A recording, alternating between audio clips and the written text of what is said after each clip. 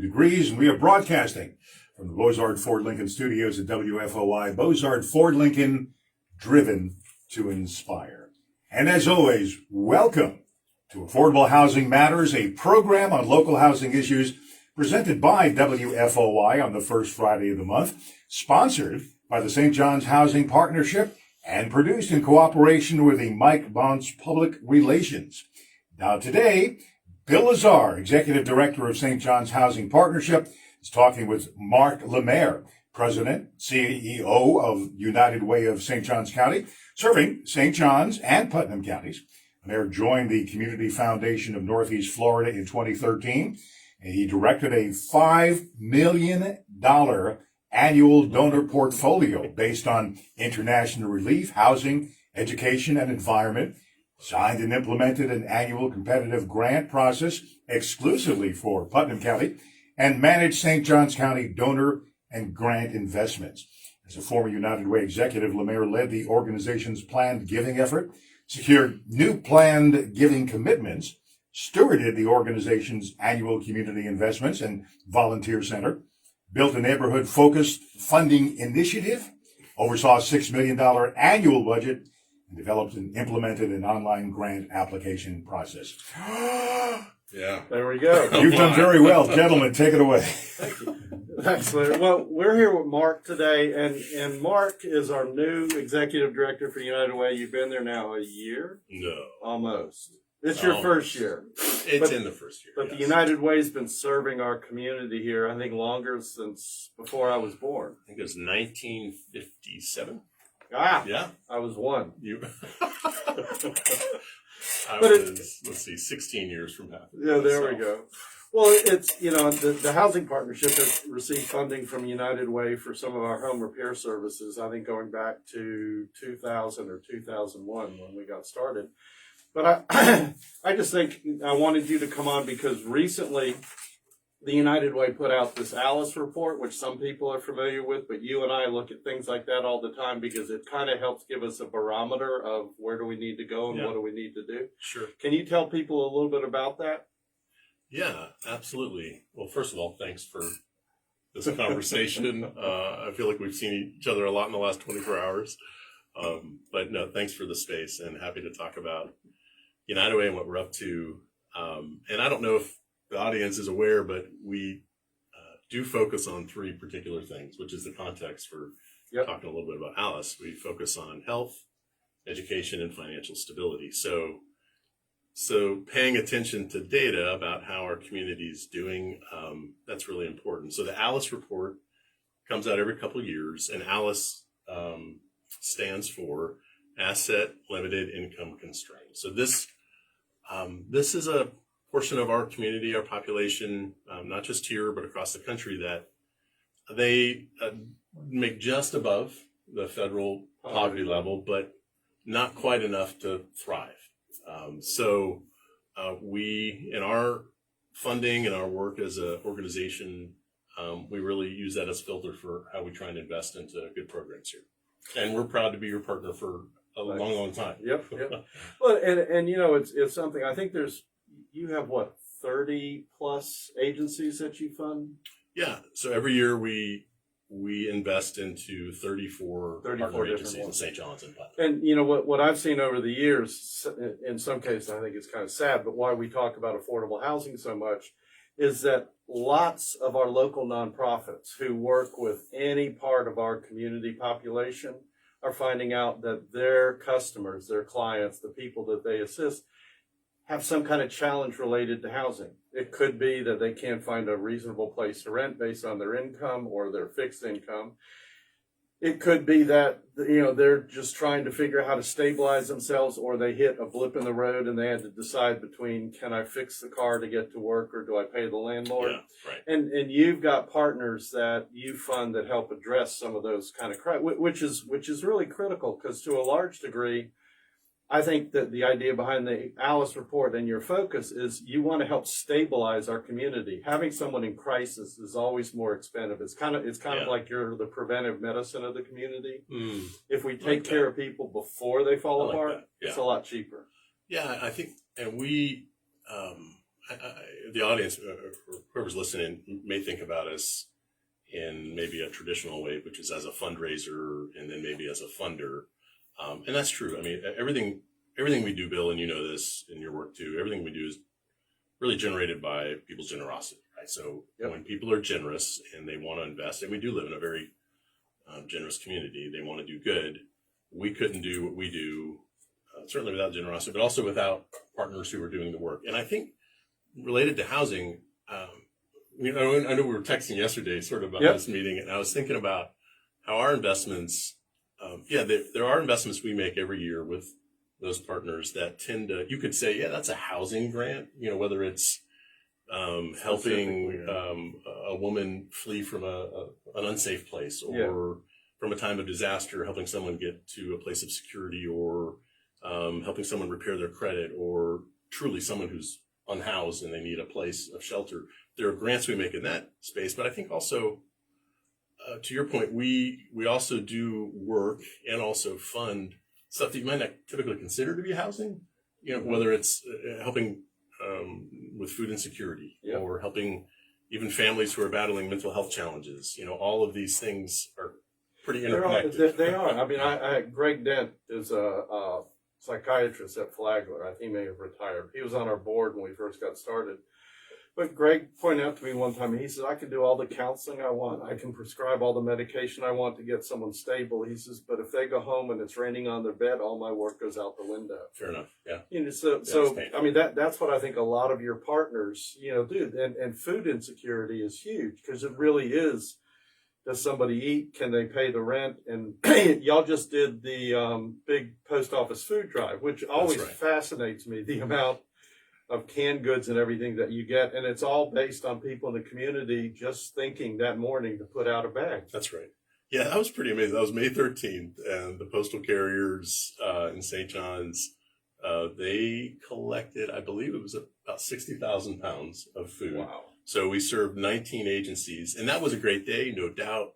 Like, lots of volunteers came out to make that happen. We were at Osceola Elementary, but those food pantries are already just a month later saying they're out. We're in need. We need some support. And I think that's really telling, because the food pantries, when you sit and realize how many different little pantries we got, how many people they serve, and they're telling you that their supplies are running low after doing something like that, it really gives you a sense of just how much of our workforce is really struggling here. And if it weren't for these kind of programs, that kind of grocery support makes a huge difference. I mean, in some cases, it's whether an elderly person gets a decent meal. That's right. Or some kid gets to go, to school and not be hungry. Right? I mean, I just, I've thought of that a lot. Our guys, whenever they go work on a house, I always say, just as an excuse, tell someone you're checking the temperature of the fridge. Open it and see if the fridge is empty. Yeah. Put in a call to one of the food pantries. See if somebody can get some food for these folks, because people won't say anything, but I mean, that's a huge impact on your health if you don't get proper nutrition. Well, and I think too, if we learned anything from the pandemic as a network of nonprofits, it's that people who had not asked for help are having to ask for help. Mm-hmm. And one of the things I hope we can talk about a little bit, we do contract with and fund a 24-hour day, 7-day a week, essentially a social service hotline called 211. Yep.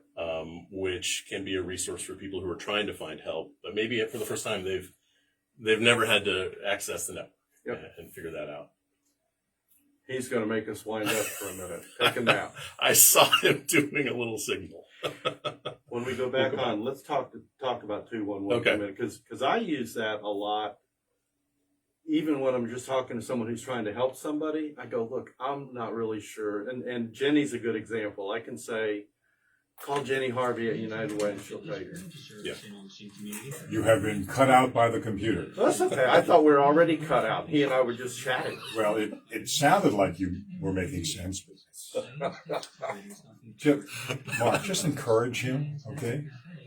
He doesn't need encouragement. He's great. He's just fine. He requires focus. It's kind of hard to get me to focus. It's kind of like a crow in a field full of shiny objects. As long as you don't trip over a sandbag in here, I'm good. Now, the truth is, every time I talk to you, I learn something. Now, I'm not saying that something is... That's good. Ignore anything you hear from this point on. Wait, we're still on? Yes, Facebook. Just fancy Facebook. I think of it as Big Brother in the room. So I'll do the rejoin, and then I'll earn my my $5 There we go. at the very end. So that it's all right. Yeah, it's like, I jokingly tell people I do all these presentations now, and I talk about elderly people who need help, and I go, oh, I count as one now. Well, I thought we were closer. I'm 66. Okay, that's not terrible. Babies, they're just babies. See? Everything's by comparison, contrast. My, Right? my uncle just passed away 2-3 days ago. Sorry to hear that. He was 95. And I just sat back and thought, and I didn't know him that well. My dad died when I was real young, and my uncle lived out in Texas, so I never saw much of him or my cousins. But it's just like, you think, what did you see over 95 years? He had a huge career with, I guess what was at the time, Southern Bell, Ma Bell of the Texas area. Right. And he and I were talking one time about the old Bakelite telephones that we all had. He goes, yeah, he says, when we switched out to the electronics, he says, we took a bunch of those out and just dumped them in the middle of the lake down the road. I was just like, Uncle. He says, it was back in, the late 60s. No one thought there was something. He says, the Bakelite phones are probably still at the bottom of the lake. I still work. Yeah, They probably They made stuff would, to last back then. or it might be worth salvaging for, selling on eBay. And we don't want to start digging at the bottom of the lake. You might find other things. That's true, especially in Texas. Yeah. Oh, no doubt. But it's just, a lot of the seniors we work with, I look at some of them and I just think of the history. Yeah. I had one of my first clients when I worked in Jacksonville in 1988 was a German World War I fighter pilot. Wow. He came over to Jacksonville in 1926 to help his dad start a cattle farm. But he had a picture on the wall of the Hindenburg, and I thought, well, that's kind of cool. And he goes, well, I flew with some of the pilots. Oh, and I'm like, I'm going, you're the kind of guy that ought to be in a classroom talking to kids. You know what the problem is? Some of us who were teens in the 60s don't remember anything, so I can't give you any history. So living history, no oral history. Nothing. All I remember was, I think I was on the Boston Common. You're very helpful, Larry. Thanks. Stand by. Memory deficits are less incriminating.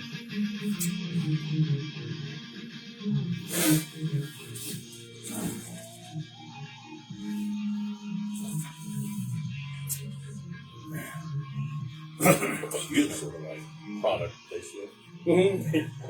I meant to bring mine in because mine's got my cup's got a rotary cigarette. They gave it to me when I did a presentation there. I meant to bring it in, set it right. Welcome back to Affordable Housing Matters. You can make a difference in what has become an affordable housing crisis in our county. Our workforce, ranging from teachers to first responders and restaurant workers, are not able to find decent, safe, affordable housing in one of the most prosperous counties in our state. The elderly and local businesses are also suffering. Now, here's how you can help. If you have property or land, contact the nonprofit, the St. John's Housing Partnership.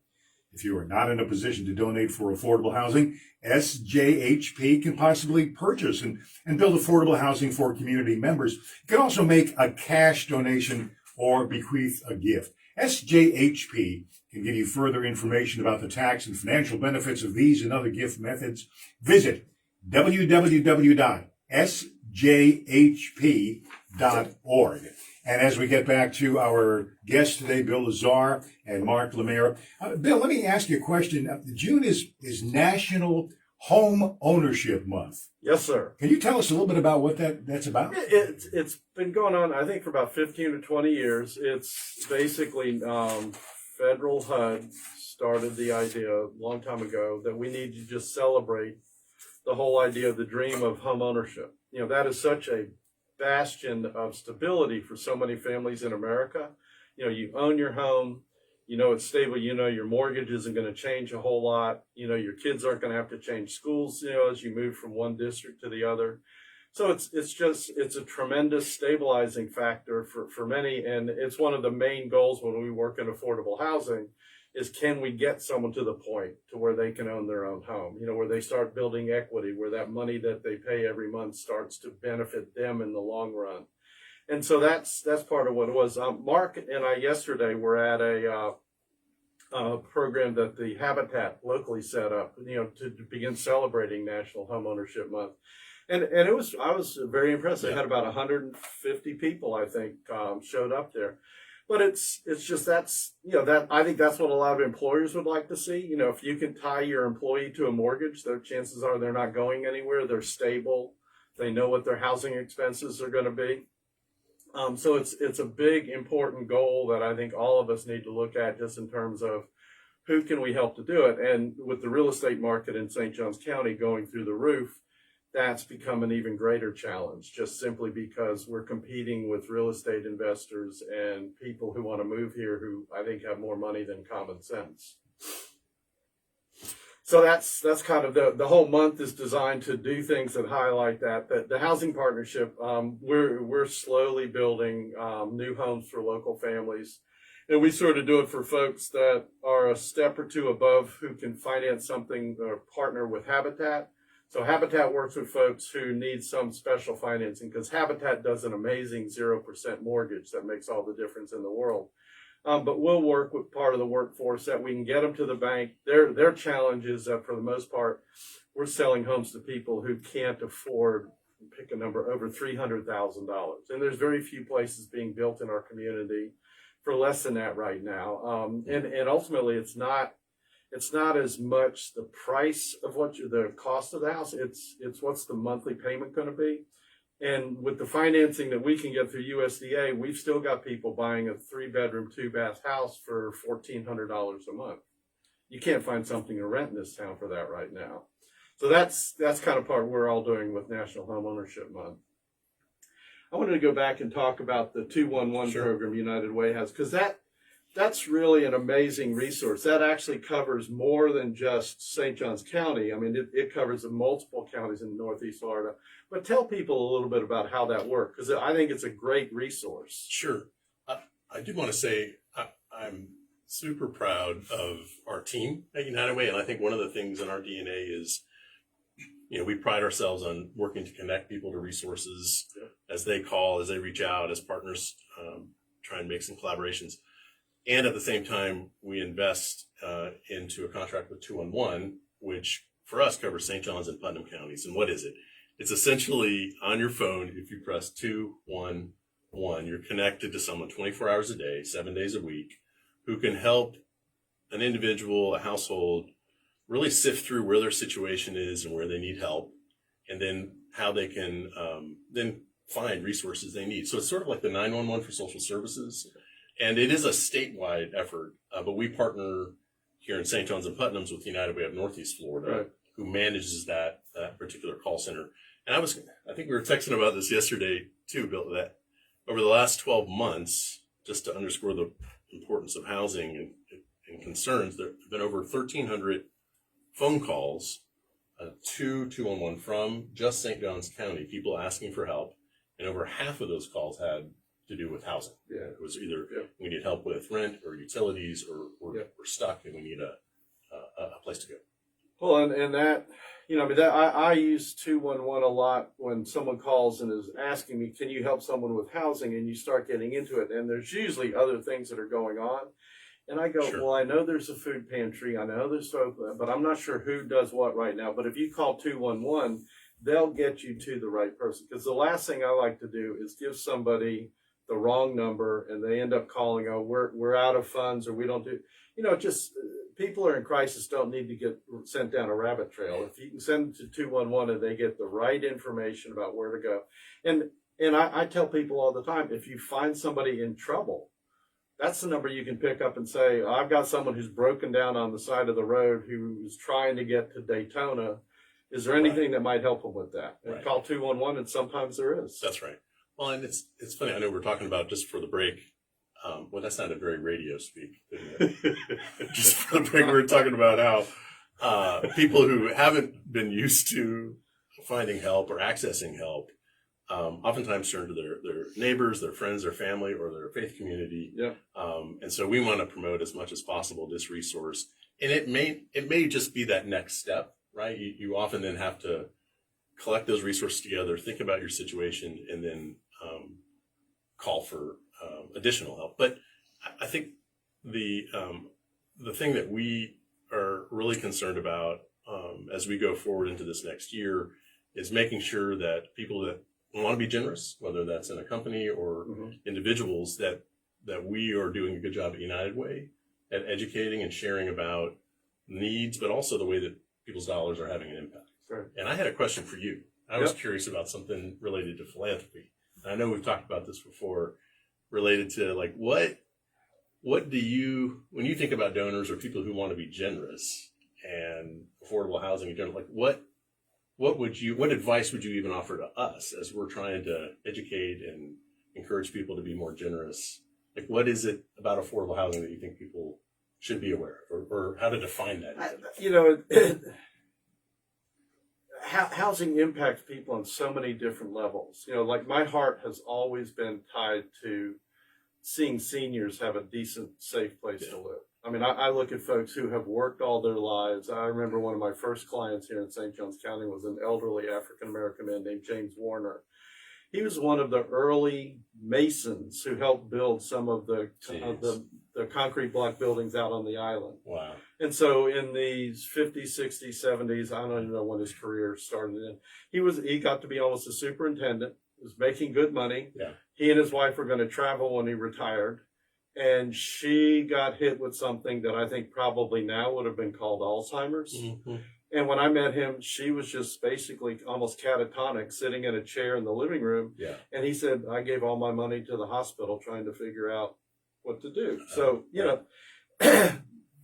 that kind of thing is like, okay, we were putting a new roof on his home so he could take care of his wife. But, taking care of seniors really resonates with a lot of folks. Yeah. I think in St. Johns County, we're seeing more and more employers who are concerned about the stability of their families. And if they can partner with somebody, the one thing about y'all that really makes sense is I've always looked at the United Way as a way to be a bridge between people who need help and people who want help. Sure. And someone standing out there says, well, I can go try and help Fred. But if I make a donation to the United Way, if I get part of a whole project, now I've got someone who helps me vet the right people in a solution that my money will help complement it. I just think that y'all offer a big picture for folks of where they can put their money as an investment that has a huge impact. I appreciate that. I've got some history prior to this organization with United Way, and it's definitely in my blood. I love what we're able to do in a community. Yep. And if you've seen one United Way, I think you've seen one typically, because I think what we want to make sure we're doing increasingly is being responsive to what this community needs and how we can encourage more people to be generous. And actually right now, you mentioned vetting. We have an army of volunteers who are doing the work right now with 34 partner agencies, going out, checking out and being concerned and asking questions about the good work that's happening with our partners. Contribute your campaign. How we're going to do this next year. Yeah. Well, thank you for your time. I appreciate Larry's giving us the right finger to go away. And I get to say this. This has been First Friday, Affordable Housing Matters, a program on housing issues presented by WFOY, produced in cooperation with the St. John's Housing Partnership. Join us again Friday, July 7th at 8:30 a.m. right here on News Sports and Talk, WFOY. Thank you. Thank you. You guys are hired. I mean, After all what you said before, and then now. No. I do this every morning. I'm pleased. Would you not stumble around going, I'm pleased. What the hell am I going to say next? Facebook people, thank you so much for being part of it. And we're going to get rid of these guys now because, you can see for yourself. It's